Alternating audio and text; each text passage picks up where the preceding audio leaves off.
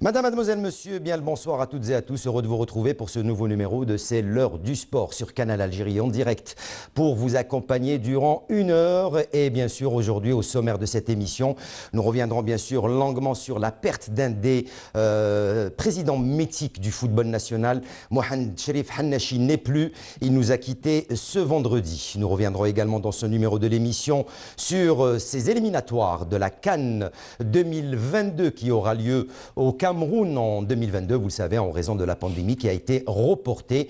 Et puis bien sûr, nous aurons avec nous via Skype Mohamed Haouchin au téléphone ainsi que Salah Bey Aboud. Et puis bien sûr, si le temps nous le permettra, nous reviendrons également sur la préparation des clubs algériens au vu de la reprise du championnat qui, on vous le rappelle, si tout se passe bien, reprendra ses droits à partir du 28 de ce mois de novembre. Pour l'émission d'aujourd'hui, j'ai l'honneur et le plaisir d'avoir à mes côtés Mahieddine Meftah, plus connu sous le nom de Chico, ancien international, ancien joueur de la GS Kabylie, ancien joueur de l'USMA d'Alger qui va nous accompagner durant cette émission. Meftah, très heureux de vous avoir avec nous et merci d'avoir répondu présent. Bonsoir Hakim, bonsoir à mes téléspectateurs, merci pour l'invitation. On rappelle donc notre ami Mahieddine Meftah que vous retrouvez tous les dimanches soirs en compagnie de notre ami Farid Boussahia pour l'émission donc sportive sur la chaîne Amazir, la chaîne A4. Également avec nous Saïd Fellek. Bonsoir Saïd. Bonsoir Hakim. Heureux de vous retrouver. De même. Ça va, beaucoup de choses à raconter aujourd'hui? On reviendra sur ce match de l'équipe nationale de jeudi et celui de demain. Évidemment, la triste nouvelle, la disparition de notre regretté, disons, président de la GS Kabylie, Mohamed Cherif Hannachi, Rabbi yarhamou. L'incontournable de l'émission, notre consultant Abdelnour Kawa, très heureux et quel plaisir de vous retrouver. Abdelnour, bonsoir. Bonsoir Hakim, j'espère que cette émission sera toujours aussi intéressante que les précédentes. On l'espère bien sûr. Malheureusement, on va démarrer cette émission par un hommage, un mot. Pour démarrer, vous avez été son joueur, vous avez connu la personne, vous avez connu Mohamed Cherif Hannachi, Allah yarhamou, depuis votre jeune âge. Meftah, qu'est-ce qu'il y a lieu de dire sur cet homme, ce président mythique de la GS Kabylie, le doyen des présidents de club? Je pense que c'est un président historique. C'est un symbole, c'est un monument du football algérien. Il a donné beaucoup au club, à la GSK. Il a donné même au football algérien, surtout dans la décennie noire. Donc, Rabbi yarhamou. Vraiment, c'est un hommage important que lui ont fait hier. Donc, Rabbi yarhamou, Rabbi yussalih. Rabbi yarhamou yussalih. Abdelnour Kawa, vous aussi, vous avez eu l'occasion de connaître Mohamed Cherif Hannachi? Oui, évidemment. Enfin, tout ce que je pourrais dire, c'est que ce n'était pas un parvenu. C'était un joueur, un des grands joueurs de la GSK de l'époque, dans les années 70. Ensuite, il a été dirigeant et président. Je pense qu'après ces 23 ans passés au niveau de la GSK, il a marqué de son empreinte un peu d'abord non seulement les titres que la GSK a eus. La GSK et l'Algérie, il faut le rappeler, parce qu'il l'a toujours crié haut et fort. Absolument, il a toujours revendiqué le fait que la GSK, c'est pratiquement l'Algérie. Il a toujours scandé que la GSK est une grande équipe. Et surtout pendant la période noire, où il a donné beaucoup de baume et de réconfort au peuple algérien. Bon, Allah yarhamou, il laissera un grand vide. Moi, je voulais juste revenir un peu sur les présidents mythiques de la GSK. Il y avait un des premiers présidents qui avait duré plus de 10 ans, c'est Aftouch, Allah yarhamou. Il y a eu bien évidemment l'incontournable Abdelkader Khalef. Il y a eu également Ben Qassi et lui, durer 23 ans, c'est pas évident. Un grand hommage lui a été rendu, mais j'espère qu'il sera inoubliable. Bon, c'est certain. Ça restera, il restera ancré dans le... J'ai une pensée profonde pour sa famille, pour son épouse et ses enfants, parce que c'est vrai qu'aujourd'hui nous sommes tristes de l'avoir perdu, mais ceux qui ressentent vraiment sa perte, c'est pratiquement ses proches. Ses proches, oui, sa propre famille. Saïd, vous avez eu l'occasion donc de préparer un sujet sur Mohamed Cherif Hannachi. Il y a vraiment beaucoup à dire sur ce président. Ça ne se limite pas à 1 minute et quelques, un sujet d'1 minute et quelques, mais il y avait plein de choses à dire. Vous avez choisi les meilleurs pour préparer ce sujet sur Mohamed Cherif Hannachi. Évidemment, vendredi, on était très triste d'apprendre cette nouvelle. Malheureusement, on l'attendait puisqu'il était hospitalisé depuis quelques jours de cela. On espérait justement que sa santé redevienne comme avant, mais c'était compliqué. Donc avec l'âge, en plus, c'est quelqu'un... Il l'a toujours dit, il était devenu orphelin quasiment après avoir été destitué de son poste de président. De son poste de président de la GSK en 2017. Tout ce, moi, j'ai eu le plaisir de le côtoyer à plusieurs reprises, durant plusieurs matchs que je couvrais, que ce soit de la GSK ou autre. C'était quelqu'un, disons, assez attachant, même lorsqu'il était un petit peu énervé, quand la GSK... Souvent, ouais, voilà, Khenachi, c'est deux personnages. C'est quand la GSK gagnait, c'est quelqu'un... de très gentil, ouvert, ouais. Toujours heureux et qui faisait des déclarations, disons pour nous, en tant que médias, il ne cessait disons, de faire des déclarations. Et ça nous plaisait, on l'appelait au téléphone, il répondait. Mais quand la GSK perd, c'est toujours assez compliqué avec lui. Mais il était attachant, c'était sa façon...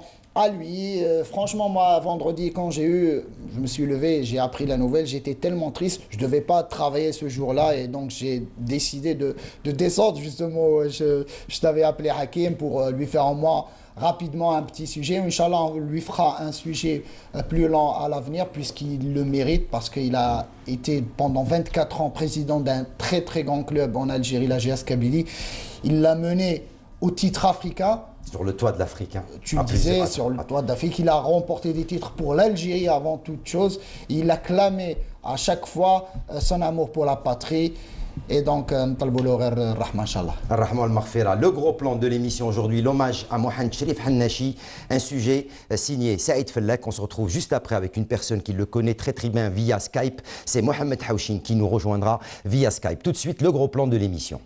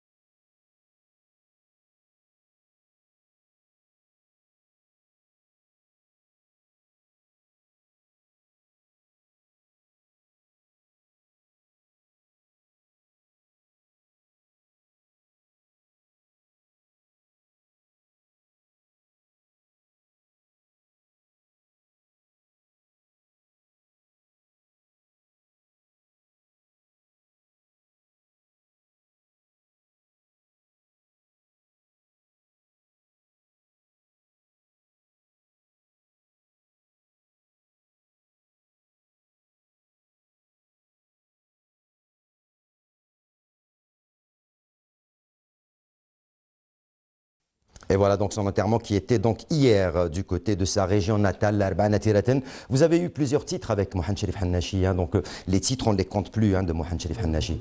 Donc il a donné beaucoup au football algérien. Le titre que j'ai avec lui c'est en 95, la Coupe des Coupes. Donc j'ai une anecdote. On a joué au Ghana. On a fait un match aller ici au Saint-Juillet, on a gagné 3-1. On est parti au Ghana, on a joué contre une équipe Hertzofouak du Ghana, en quart de finale. Donc avec un arbitrage maison d'un Sénégalais, donc à la mi-temps, il mène 2-0 le Hertzofouak, avec une expulsion de notre part. Donc on continue le match à 10. À la mi-temps, il est rentré, il a fait un discours vraiment incroyable. Il a dit voilà, il faut garder l'honneur de la GSK avec cet arbitre maison. Donc il faut perdre ce match avec honneur. Voilà. Mais heureusement, parce que le bon Dieu était avec nous, donc j'ai marqué un but à 10 minutes de la fin.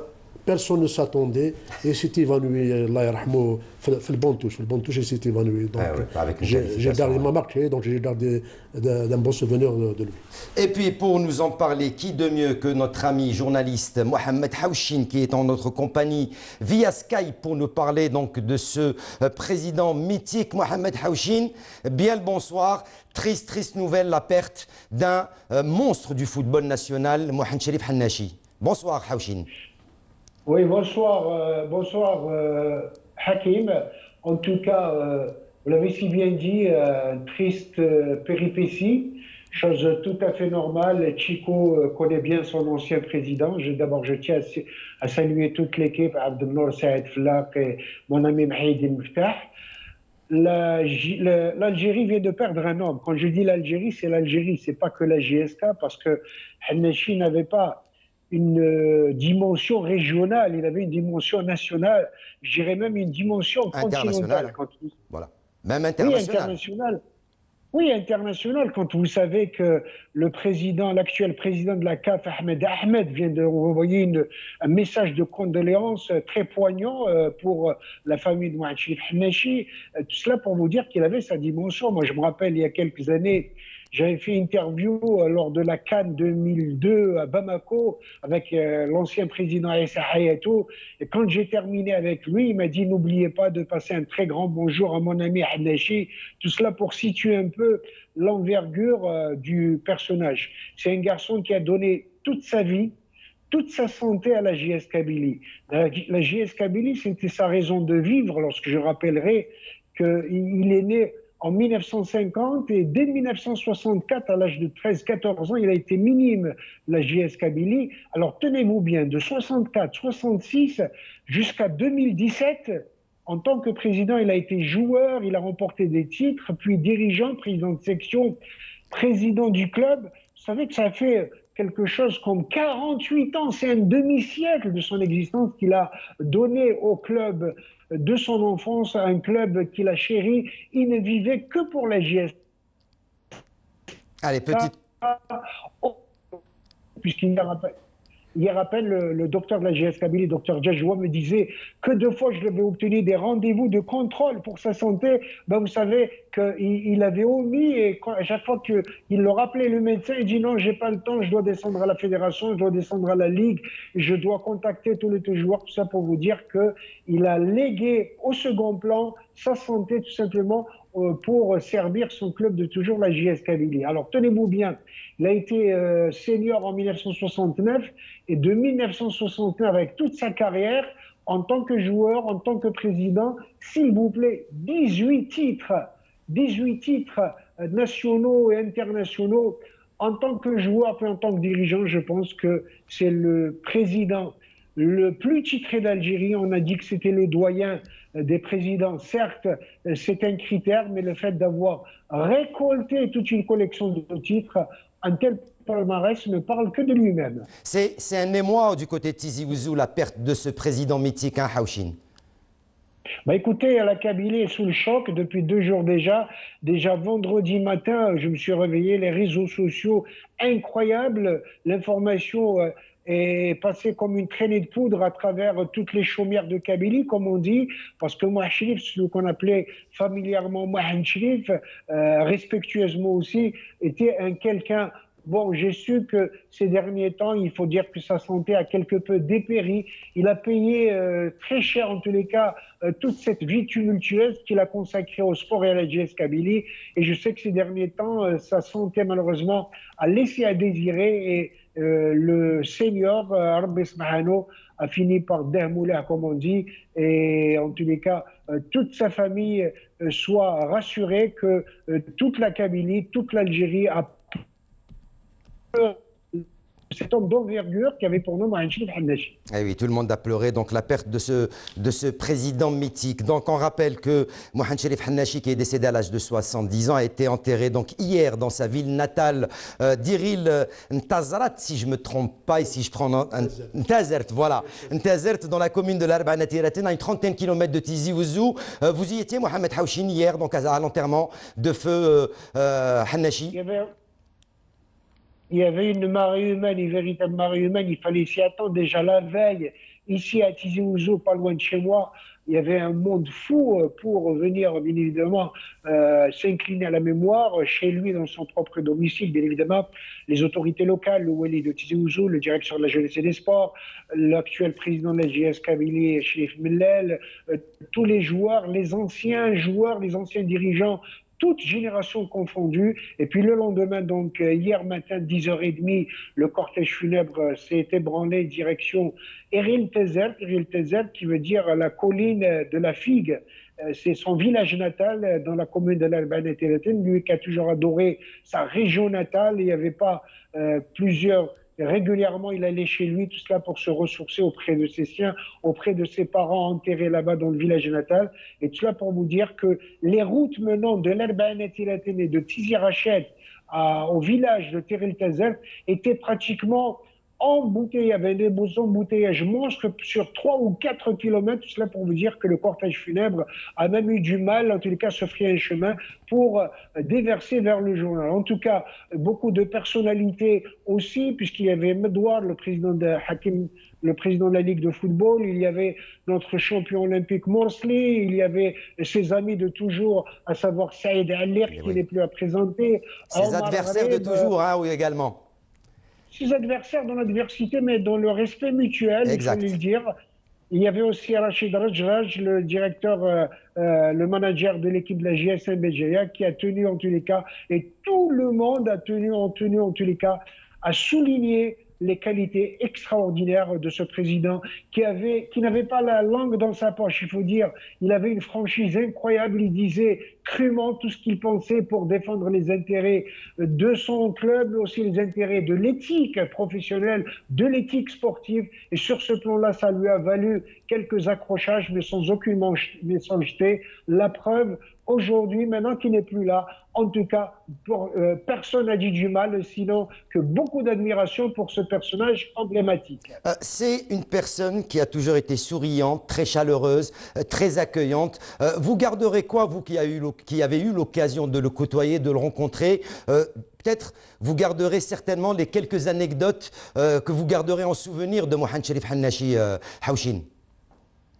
Vous savez, des anecdotes, il y en a beaucoup. J'ai sillonné l'Afrique, moi et lui, pendant des années et des années. Je peux vous dire qu'il a vécu, il aimait, il adorait d'ailleurs le challenge africain. Il nous disait à l'époque que la JSK était faite pour jouer la Coupe d'Afrique. C'est pas possible qu'il y ait une année où la JS Kabylie n'était pas qualifiée pour l'épreuve continentale. Il était hors de lui. Il m'a dit la JSK est faite pour la Coupe d'Afrique, pour l'Afrique. C'était le Jumbo Jet africain. Et je me rappelle que cette année, en 2000, je me rappelle, il avait une classe biberon avec des gosses, c'était ses propres enfants qu'il avait ramenés de Borj Menayel, Farouk Belkaïd, Lounès Ben Dahman, comment il s'appelait, Nourdine Driouich. Et il nous a dit, cette année, avec ces jeunes-là, je vais remporter une Coupe d'Afrique. Je peux vous dire que beaucoup de gens lui ont ri au nez, mais il a dit, non, c'est sérieux, je vais remporter la Coupe de la CAF. Et ben, l'avenir lui a donné raison, puisqu'il a remporté la Coupe de la CAF. Il avait une conviction, il connaissait le football, il a été international, il fallait le rappeler ce soir. Mohamed Haouchin. Voilà, oui. Je vous arrête puisque le temps défile, donc on n'aura pas le temps de continuer encore plus longtemps puisqu'il y a encore l'actualité. Merci donc d'avoir été avec nous, juste un tout petit problème donc de connexion. On vous retrouvera bien sûr très prochainement pour reparler de ce personnage mythique du football national. Messieurs, Mohamed Cherif est parti, Rabbi yarhamou, nos sincères condoléances encore une fois à toute la famille de l'AGS Kabylie et toute la famille de Mohamed Cherif Hannachi qui nous a quittés, on vous le rappelle, à l'âge de 70 ans.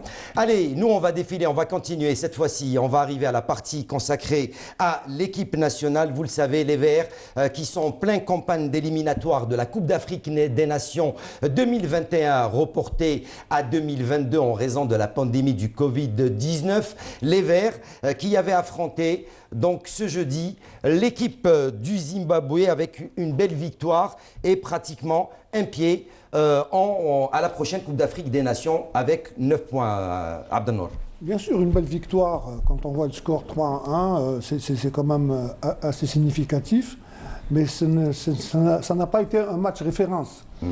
puisque notre équipe nationale a eu beaucoup de mal à pouvoir marquer ce premier but. Mais par contre, ce qu'ils ont fait d'intéressant, c'est que pendant les 30 premières minutes de jeu, le Zimbabwe s'était regroupé derrière, ils avaient un bloc très très bas. Pendant 30 minutes, donc, on a essayé de faire circuler le ballon.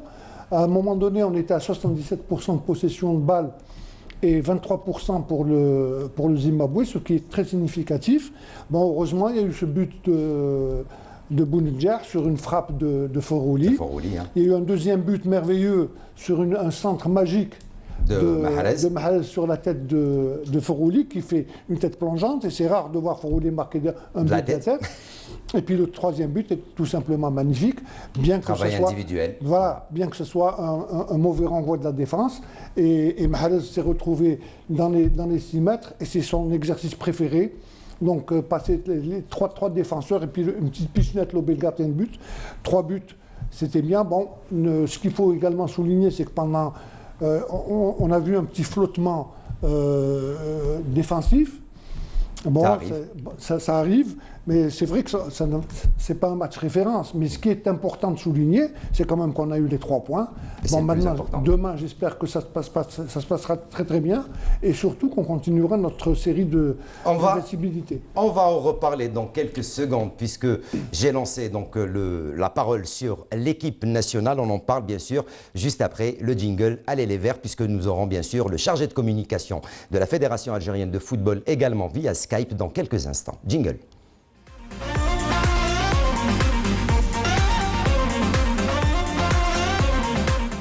Mahid El Meftah, je vous repose également la même question.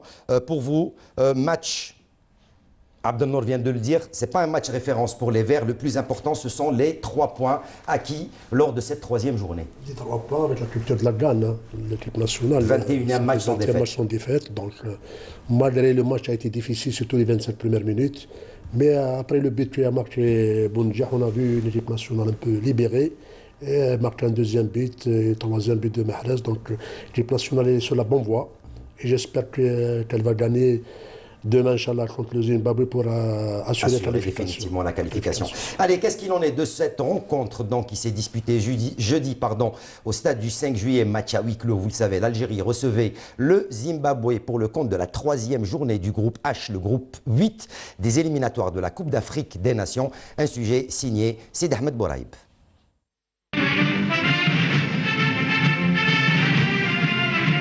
Les Verts ne sont désormais qu'à un seul point d'une qualification, une première étape dans la route de la défense de leur titre continental. Les poulains de Djemal Belmadi ont éprouvé des difficultés à entrer dans le match face à une équipe zimbabwéenne très bien en place. Il aura fallu attendre la demi-heure de jeu pour voir Berdet Bounedjah inscrire son 16e but en sélection. Et juste avant la pause, Sofiane Forouli réussit à doubler la mise d'une superbe tête plongeante. De retour des vestiaires, Riyad Mahrez se déjoue de la défense adverse et lobe le gardien, inscrivant le 3e but du match. Kadewere, meilleur élément côté zimbabwéen, réussira à réduire la marque en fin de match. Une victoire de 3-1 qui fait la force d'un groupe solide.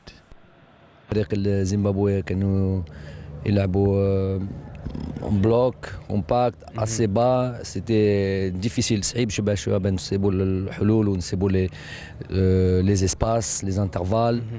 Mais c'est toujours difficile. ديما صعيبة بتلعب فريق اللي يجي بقى يدافع ويلعب les contre-attaques, donc c'est très dangereux. Donc il faut attaquer, لازم تسجل جول, et en même temps لازم tu te prépares au contre-attaque. مباراة ما كانتش كامل سهلة، ما كانتش كونتر ان ادفيرسير اللي كان واقف مليح في التيران. دونك خلاص انا جوبونس كو ما كاش ايكيب تلعب كونتر عليها راح تكون سهلة، بيسك الناس كامل تحب تربحك، الناس كامل تلعب معك قلب. لازم نديروا هذا في حسابنا، والحمد لله رانا دايرين في حسابنا، حققنا الأهم. بلا ما كانتش سهله، وخاصه في البدايه.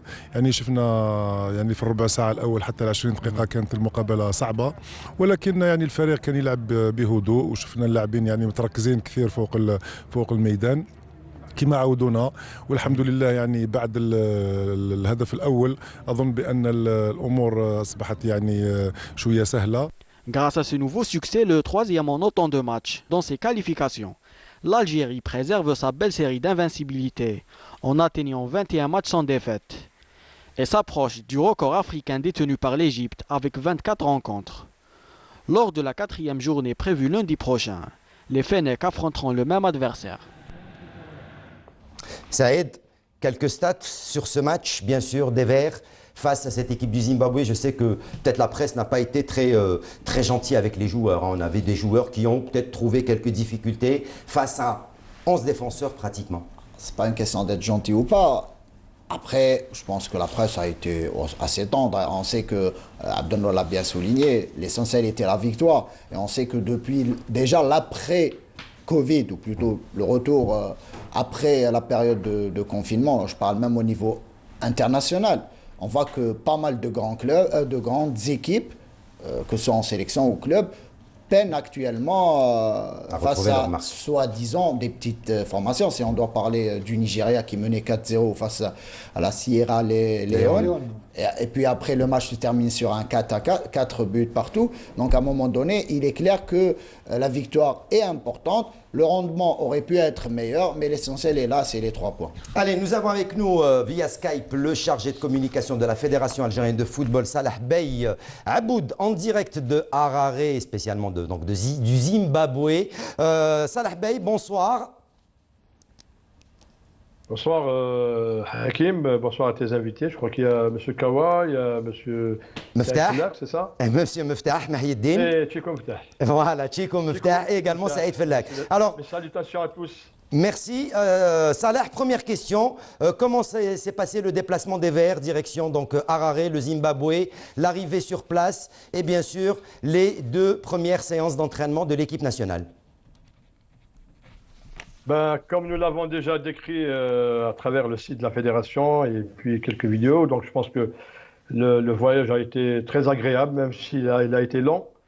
Donc avec une escale à Yaoundé pour se reposer, faire le plein en gasoil. Et puis on est arrivé le soir, vendredi soir, direction l'hôtel, donc la résidence là où les Verts sont installés depuis vendredi. Alhamdoulilah. Donc à partir de là, le programme s'est enclenché le lendemain, samedi, avec un entraînement dans l'après-midi sur le terrain principal du stade qui va abriter la rencontre Algérie-Zimbabwe. Donc il y a eu cette séance. Aujourd'hui, il y a eu une deuxième et une dernière séance sur le même stade et à l'heure du match, c'est-à-dire à 15h heure zimbabwéenne, 14h heure algérienne. Alors par rapport à hier, il y avait un peu plus de chaleur. Donc hier, on était autour de 24-25 degrés. Aujourd'hui, la température a grimpé d'un cran. On a été vers les 29 degrés. Heureusement que le taux d'humidité n'est pas élevé. Donc les joueurs étaient à chaque fois conviés après quelques exercices à venir se désaltérer. Mais en gros, l'entraînement s'est bien déroulé. Il n'y a pas de blessés pour l'instant. Le coach, je pense qu'il a mis en place tout le travail qu'il voulait, notamment sur le plan tactique. Voilà. En gros, ça va. Sur le plan pelouse, on est en train de la voir sur certaines images. On pense que la pelouse pourrait faire défaut lors de cette rencontre de demain face à cette équipe du Zimbabwe, Salah. Non, je pense qu'il ne faut pas se fier à la couleur de la pelouse parce qu'elle est un peu jaunâtre, hein, c'est vrai que bon. Oui, jaunâtre, mais ça, c'est juste la couleur. Mais au niveau des sensations, c'est une pelouse qui est assez touffue, qui est assez bien remplie. Évidemment, les joueurs ont l'habitude, notamment ceux qui évoluent en Europe, ils ont l'habitude de jouer sur des pelouses un peu plus grasses. Et donc là, c'est une pelouse, disons, à l'africaine avec qui est un peu sèche, qui manque un peu d'eau, mais c'est un terrain très jouable. Donc les joueurs, on a interrogé quelques-uns après la séance d'entraînement. Donc ils ne trouvaient pas d'inconvénient à évoluer sur cette pelouse. Évidemment, il y a aussi les rebonds avec le ballon. Donc je pense que sur la séance d'hier et celle d'aujourd'hui, ils se sont plus ou moins habitués à cette pelouse. Mais ce n'est pas vraiment un terrain qui va présenter un handicap majeur pour la sélection nationale. L'objectif de Jamel Belmadi, c'est capé pour demain? L'objectif, c'est de revenir avec un excellent résultat. Moi, je pense que la dernière posture qu'on avait, c'était il y a 2 ans, où l'équipe avait joué justement 2 matchs, l'un en Algérie avec une victoire face au Bénin et puis 3-4 jours après, une défaite. Là, on est un peu dans le même scénario, sauf que depuis 2 ans, les choses ont beaucoup évolué et je pense que l'équipe algérienne est passée un cran bien au-dessus. Il faut se méfier de cette équipe du Zimbabwe qui est très motivée et dont le sélectionneur a dit que les joueurs ont beaucoup respecté la sélection algérienne. Je pense que demain, ils vont se donner un peu plus à fond, tout en faisant attention, parce qu'on sait que devant l'équipe nationale algérienne, elle a beaucoup d'atouts à faire valoir et elle a plus de tours dans son sac. Et donc les joueurs sont assez motivés pour revenir avec un excellent résultat, pourquoi pas une victoire, et pour suivre cette dynamique de résultats sans défaite, voilà, de la gagne, et terminer l'année sur un excellent résultat. J'écoutais tout à l'heure les analyses des amis sur le plateau. Évidemment, aujourd'hui, le football africain a énormément évolué. Et puis, chaque match est difficile, notamment face à des sélections qui, soi-disant, entre parenthèses, sont modestes, mais qui ont travaillé, qui ont des individualités. Les petits poussés qui créent toujours des problèmes. Je n'appellerai pas ça des petits poussés, mais c'est des nations qui travaillent et qui progressent énormément. Salah Bey, merci beaucoup. Bon courage pour le match de demain. Le courage, vous le présenterez également à Djamel Belmadi et à toute l'équipe. Et puis on espère une victoire et une qualification à la prochaine CAN 2022 qui aura lieu au Cameroun. Merci. Je ne manquerai pas. Merci, très bonne soirée. Mahieddine, on vient de l'entendre.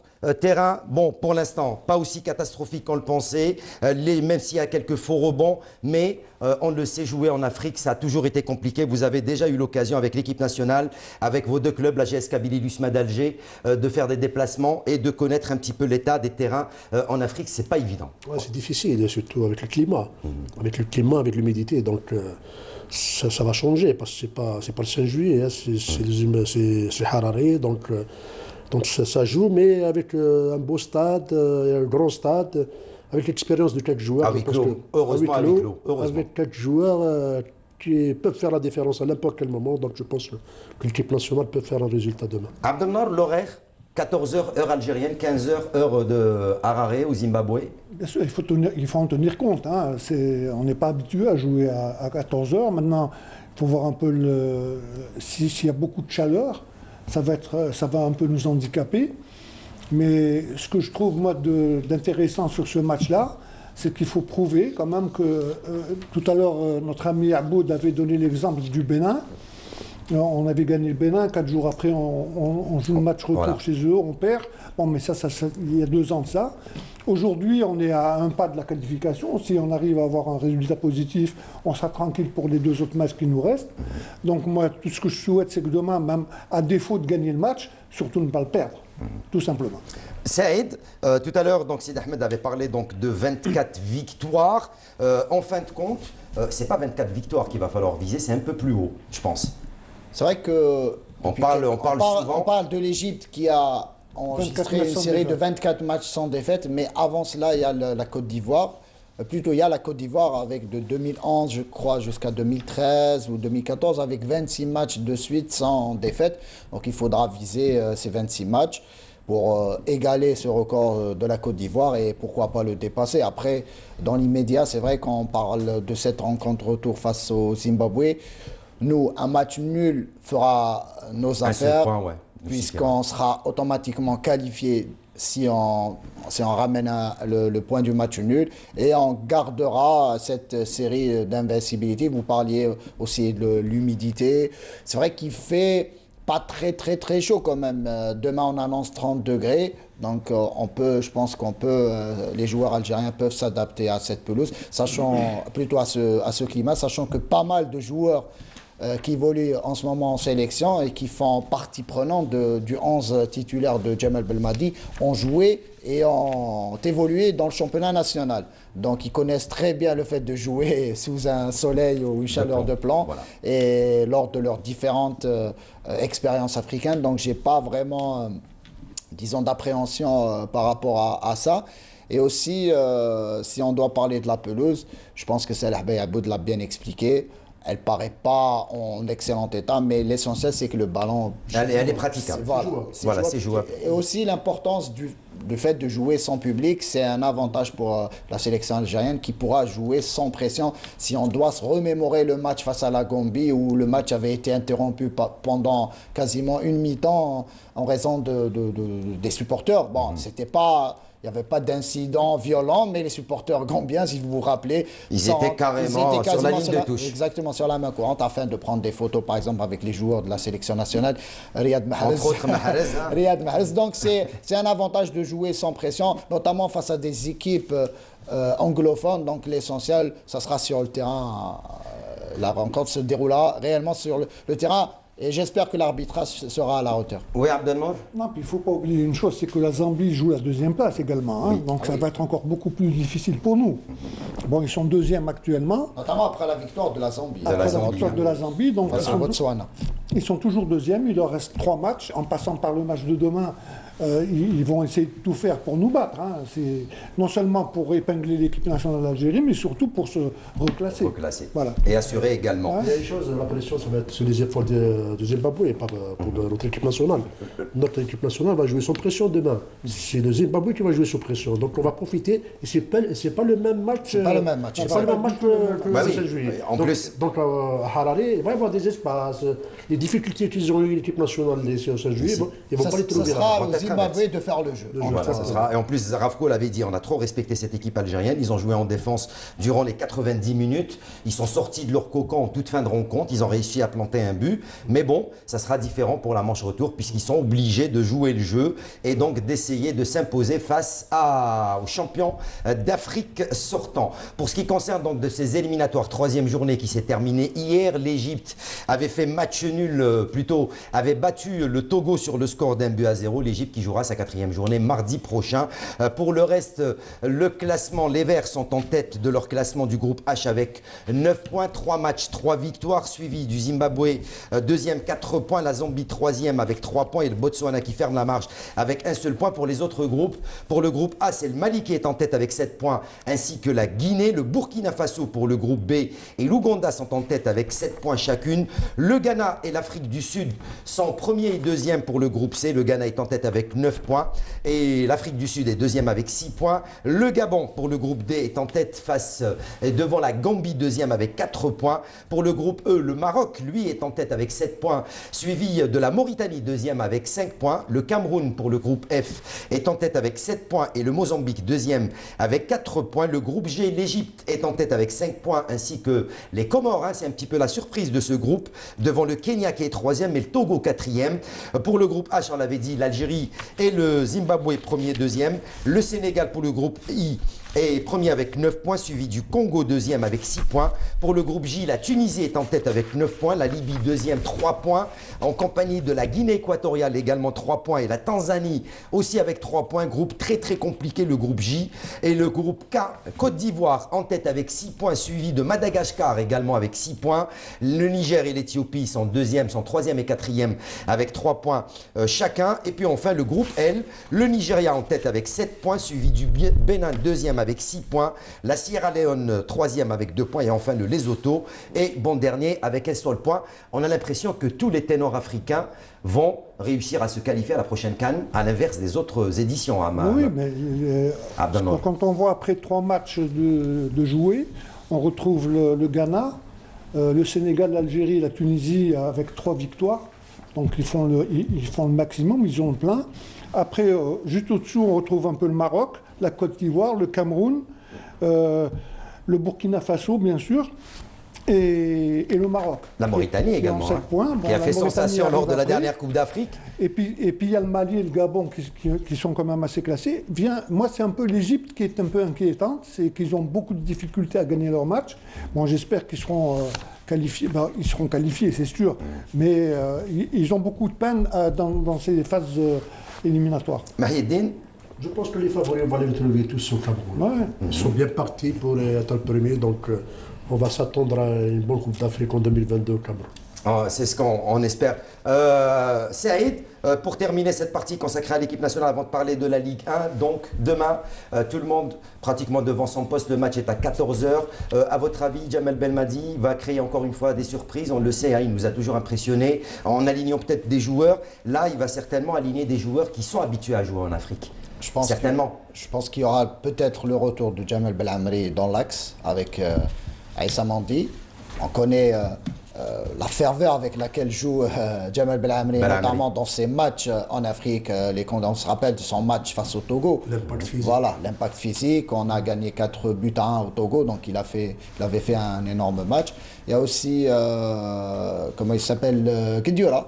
Guedioura qui était remplaçant lors du match donc, de jeudi, qui sera en principe de retour dans le 11. Sinon, devant, je pense qu'il n'y aura pas énormément de changements avec Mahrez sur le côté droit, Brahimi, Bounjah en pointe. Donc la confiance est liée. Les 3 de devant avaient réalisé un excellent match avec un Sofiane Ferrouli aussi qui est sur un excellent... voilà. Comme il est. Exactement. Donc c'est des joueurs qui... C'est ça, c'est des joueurs qui vont jouer à fond ce match et qui n'auront ni peur de l'adversaire, ni de la chaleur, ni de la pelouse. Donc ça, les voyants sont au vert. Allez, on rappellera également que Bounedjah vient de rentrer dans le top 10 des meilleurs buteurs. Hein, l'attaquant Bradad Bounedjah, auteur jeudi de son 16e but avec l'équipe nationale d'Algérie de football. Donc l'attaquant d'Al Sadd qui était resté muet lors des 2 derniers matchs face au Nigeria et face au Mexique, a réussi à débloquer son compteur but. Tant mieux pour lui. Lui depuis la Coupe d'Afrique des Nations qui courait derrière... Il avait marqué face à la Colombie. C'est vrai que ces derniers temps, il avait un peu du mal, notamment... Il s'est blessé déjà. Il s'est blessé, il faut se rappeler qu'avant même la Coupe d'Afrique, et même après la Coupe d'Afrique, il n'avait pas bénéficié de repos, puisque juste après la CAN, 4 jours de repos, il était parti à la préparation avec son club de Sète. C'est vrai que depuis quelques mois, il manque un peu d'efficacité par rapport à ce qu'il était il y a quelques années ou quelques saisons de cela. Mais je pense que le but qu'il a marqué face donc au Zimbabwe va l'aider beaucoup sur le plan psychologique. Allez, on va terminer cette partie donc en parlant bien sûr de la Super Coupe d'Algérie. Vous le savez, ce sera également samedi prochain, normalement le 21 novembre. Le Shabab Riadi de Belouizdad sera face à l'USMA, également une équipe que vous connaissez. Oui, c'est vrai, c'est un match difficile. C'est un match difficile, surtout avec 8 mois d'absence, il n'y a pas de compétition, donc on va s'attendre à un match moyen. Mais je pense que l'USMA, elle est un peu plus avancée par rapport au CRB dans la préparation pour faire la différence. Jeudi, je pense. Samedi 21. Samedi prochain. Voilà, samedi prochain. L'horaire n'a pas encore été communiqué à Abdelnour sur la Super Coupe d'Algérie. USMA CRB, 2 formations qui se connaissent très bien. 2 formations qui se connaissent, mais il faut tenir compte un peu de la situation des 2 équipes. Le CRB a toujours le même entraîneur. Dumas est toujours à la tête de l'équipe. Puis il n'y a pas eu trop de chamboulement au niveau de l'effectif. Par contre, l'USMA arrive avec un projet, ils arrivent avec un nouveau staff technique, beaucoup de nouveaux joueurs. Donc, est-ce qu'il va y avoir une cohésion parfaite entre eux? Donc, c'est un match qui va être intéressant à suivre pour un peu situer, si vous voulez, le niveau après 8 mois d'absence, voir où se trouve le niveau de nos équipes. Ah ouais, c'est une mise en bouche avant l'entame du championnat. Absolument. Voilà, donc ce sera samedi prochain, samedi 21. Allez, tout de suite, on passe à la Ligue 1 pour parler des nouvelles des clubs algériens. La semaine dernière, on n'a pas eu trop le temps. On va en parler dans cette partie consacrée à la Ligue 1.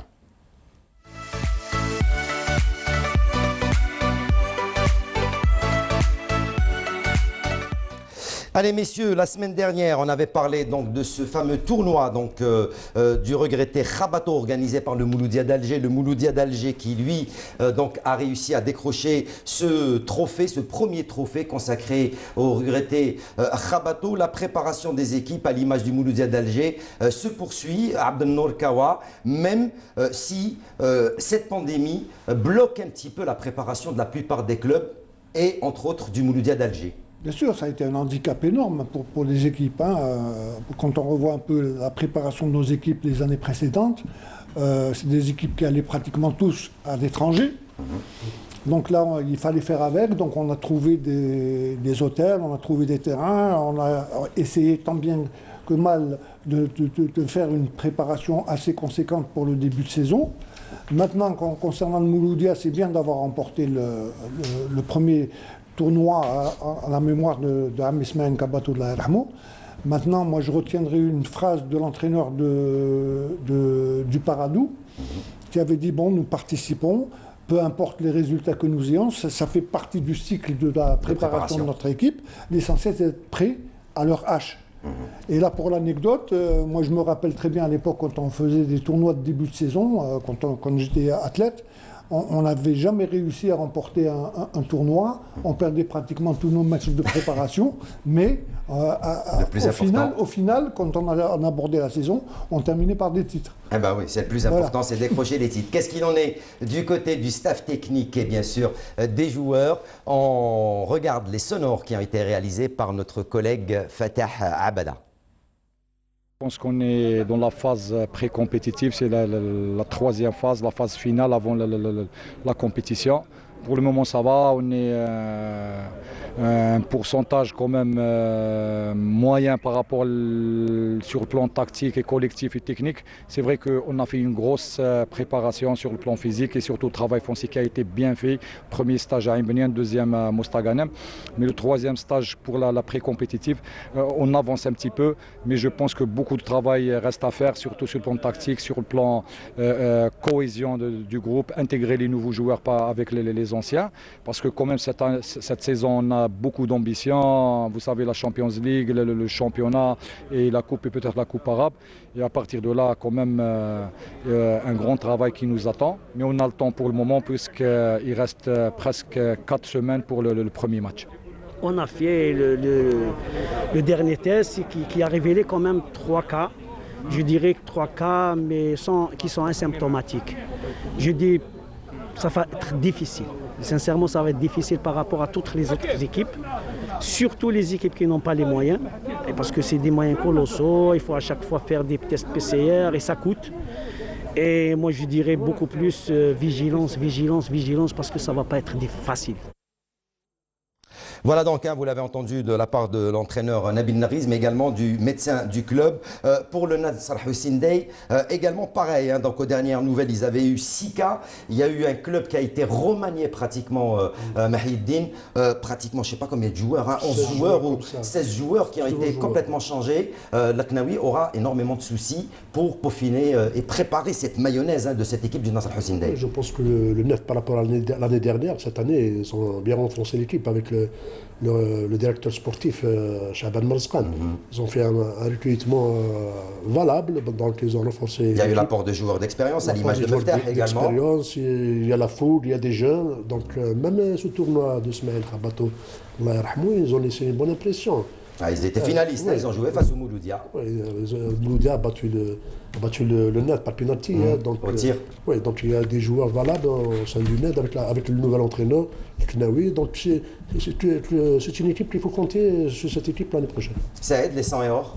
Oui, par rapport à la saison dernière, une saison catastrophique, où ils avaient uniquement quasiment des joueurs, de jeunes joueurs, ils n'avaient pas de joueurs d'expérience. Des espoirs pour la plupart. Voilà. Et ils avaient transféré leurs meilleurs joueurs, Bootman et j'en passe. Donc c'est vrai que le net cette saison devait recruter, c'est ce qu'ils ont fait. Avec cette saison, le président Woldsmili a mis un petit peu la main à la poche où il a recruté un mélange de joueurs d'expérience et aussi de talent, puisqu'il y a le joueur par exemple de l'Herba qui faisait sensation l'année dernière, j'ai omis son nom, Bouziane, voilà, dont on parlait beaucoup de bien, de lui, donc il a été recruté par le net. Je pense que c'est une équipe homogène qui pourrait faire sensation cette saison, mais il ne faut pas oublier les autres clubs, parce que si on doit parler de l'USMA, du CRB... La plupart. Voilà, donc il y a eu quand même... Les clubs, malgré les cas de Covid, je pense que pour la plupart, ils ont pu réaliser une bonne préparation. Une bonne préparation. Allez, on va écouter les sonores donc, du Nasr Hussein Dey, donc également recueillis par nos collègues de la chaîne nationale lors de ce tournoi Khabato. En ce qui concerne notre préparation, on est à 42 jours de travail.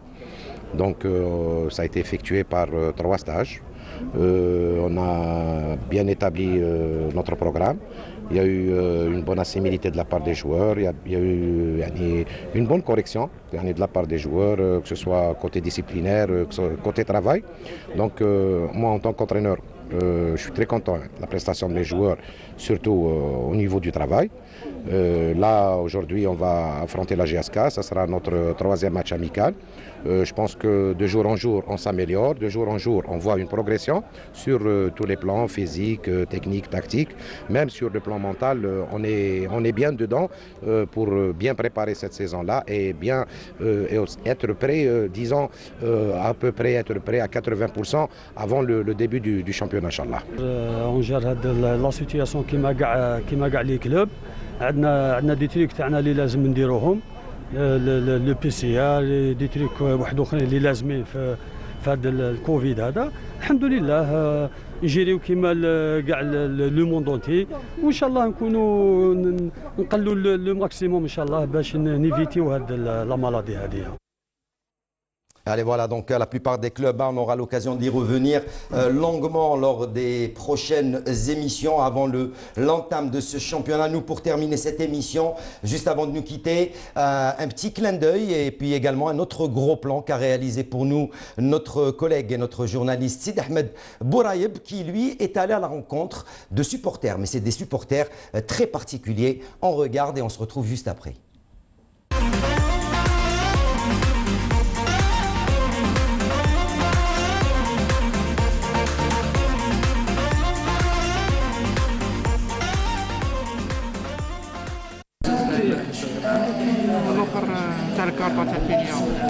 Autour d'une table, autour du même projet, Yassine, Sid Ali, Ryan et leurs amis représentent le fan club du prestigieux Real Madrid, club aux 13 Ligues des Champions et 34 Ligas. Un amour viral qu'ils ont chopé dès leur jeune âge. Alors mon histoire avec le Real Madrid a commencé alors que j'avais 9 ans. J'ai vu l'engouement autour d'un classico, un match avec le FC Barcelone. J'ai regardé, c'était la première fois. J'ai beaucoup aimé le jeu et la classe du club du Real Madrid. Donc c'est ce jour-là que je suis tombé amoureux du club.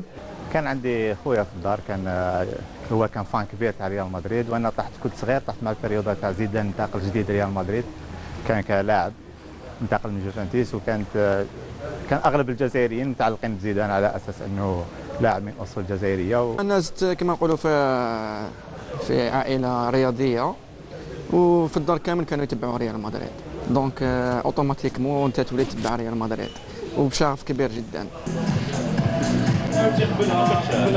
Et l'idée de créer un groupe officiel de supporters du Real Madrid en Algérie leur a effleuré l'esprit. Et c'était le début de l'aventure. À la base, ce groupe n'était que virtuel. C'était seulement des groupes ou des pages Facebook de gens qui s'échangeaient des idées, des avis, c'était des débats, des célébrations parfois, mais seulement virtuelles sur les réseaux sociaux. Ensuite, on a voulu passer un cap, se regrouper tous ensemble, se connaître, se rencontrer.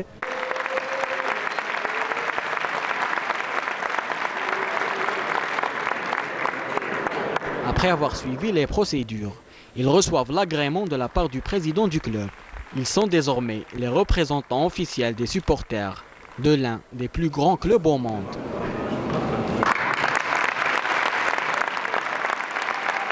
On a d'abord fait ces démarches. On a ensuite été reconnu par la direction du club, qui nous a d'ailleurs accueillis. On a eu la chance de rencontrer plusieurs fois M. Florentino Pérez, le président du club. قدمنا بطالب ريال مدريد الحمد لله ما كانت الاجراءات سهله شويه يعني حوالي 6 شهور في اوت 2015 حصلنا على الاعتماد الرسمي من طرف بوطراغوينيو سلمنا الاعتماد. L'une des activités principales du groupe reste les regroupements pour suivre les matchs ensemble. Une activité impossible à réaliser au temps de la Covid-19. Ce qu'on veut dire par regroupement, c'est des diffusions de matchs dans plusieurs endroits. Ça peut être aussi des voyages organisés. ننظموا des regroupements chaque grand match كيكون مباراة مهمة يعني نلموا الأعضاء تاعنا ونقوموا بتنظيم تجمعات اللي نشوفوا فيها المباريات وقمنا بتنظيم العديد من التجمعات في السنتين الماضيتين. بزاف اماكن ما الولايات الاخرى ماشي غير العاصمه نديروا تجمعات تلحق حتى 800 مدريدي يجوا في قاعه سينما او في ساحات. Et la porte reste ouverte pour tout fan en Algérie désirant les rejoindre.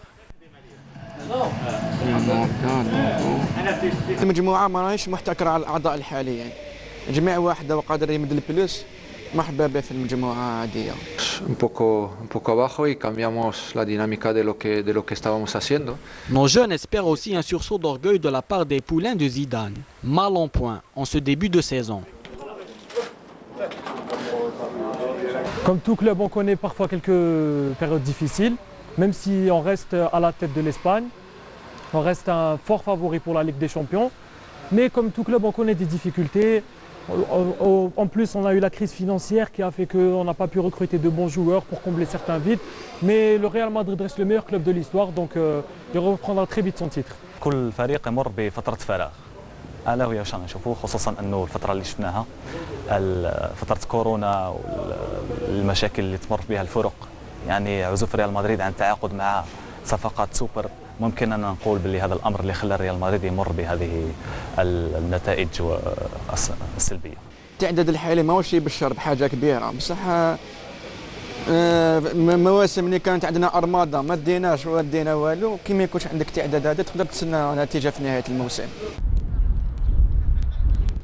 Voilà donc pour ce qui était de ce clin d'œil à ce club de supporters donc, du Real Madrid donc, en Algérie. Bonne initiative. Voilà, on arrive à la fin de ce numéro de l'émission. C'est l'heure du foot. Ça passe très très vite, 52 minutes. Mahiden Meftah, merci beaucoup d'avoir été avec nous. Et c'est un plaisir de vous avoir et de vous entendre parler du foot. Le plaisir est partagé. Je peux dire quelque chose. Allez-y, rapidement. Sincère condoléances à la famille Michia pour le décès de Abdelkrim Michia, un grand dirigeant du sport qui a donné beaucoup au club. Et nos sincères condoléances également à la famille Michia. Saïd, merci. Merci, au revoir. Merci, au revoir à la semaine prochaine. Non, pas vous, la semaine prochaine ce sera Sarah Derbel qui sera ici à la place. Abdelnour, merci. C'est la moindre des choses de participer à ce genre d'émission, ça nous fait toujours plaisir. Le plaisir je est pour voudrais nous. également rejoindre un peu ce que vient de dire notre ami Mahidine.